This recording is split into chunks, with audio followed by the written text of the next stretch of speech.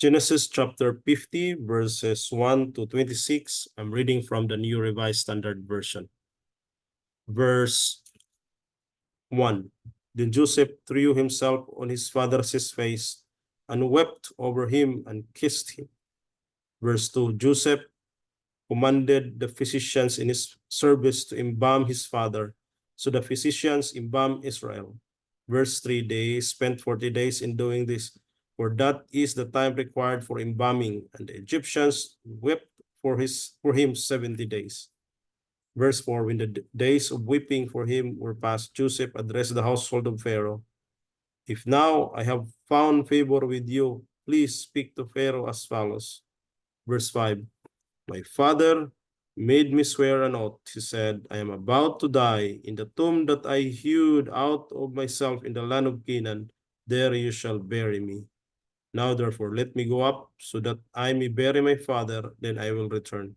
Verse 6, Pharaoh answered, go up and bury your father, as he made you swear to do. Verse 7, so Joseph went up to bury his father. With him went up all the servants of Pharaoh, the elders of his household, and all the elders of the land of Egypt.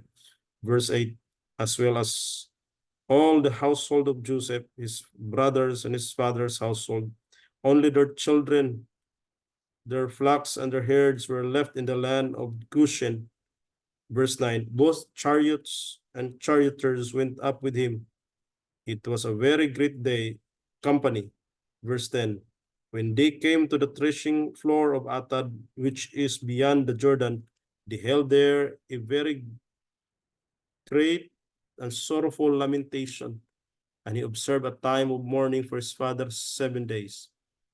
Verse 11, when the Canaanites, inhabitants of the land, saw the mourning on the threshing floor of Atad, they said, this is a grievous mourning on the part of the Egyptians. Therefore, the place was named Abil Mitzraim. It is beyond the Jordan. Verse 12, thus his sons did for him as he had instructed them. Verse 13, they carried him to the land of Canaan and buried him in the cave of the field of Machpelah, the field near Mamre, which Abraham bought as a burial site from Ephron the Hittite.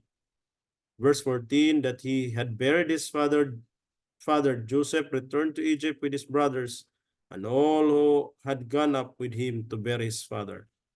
Verse 15, realizing that their father was dead, Joseph's brother said, what if Joseph still bears a grudge against us and pays us back in full for all the wrong that we did to him?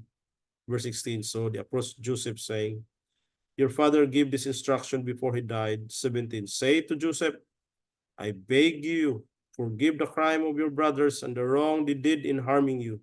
Now therefore please forgive the crime of the servants of the God of your father. Joseph wept when they spoke to him. Verse 18, then his brothers also wept, fell down before him and said, we are here as your slaves. Verse 19, but Joseph said to them, do not be afraid. Am I in the place of God? Verse 20, even though you intended to do harm to me, God intended for good in order to preserve a numerous people, as he said, doing today. Verse 21, so have no fear. I myself will provide for you and your little ones. In this way, he reassured them, speaking kindly to them. Verse 22, so Joseph remained in Egypt, he and his father's his household, and Joseph lived 110 years. Verse 23, Joseph saw Ephraim's children of the third generation. The children of Machir, son of Manasseh, were also born on Joseph's knees. Verse 24, then Joseph said to his brothers, I am about to die, but God will surely come to you and bring you up out of this land, to the land that he swore to Abraham, to Isaac, and to Jacob. Verse 25, Joseph made the Israelites swear, saying, when God comes to you, you shall carry up my bones from here. Verse 26, and Joseph died being 110 years old. He was embalmed and placed in a coffin in Egypt.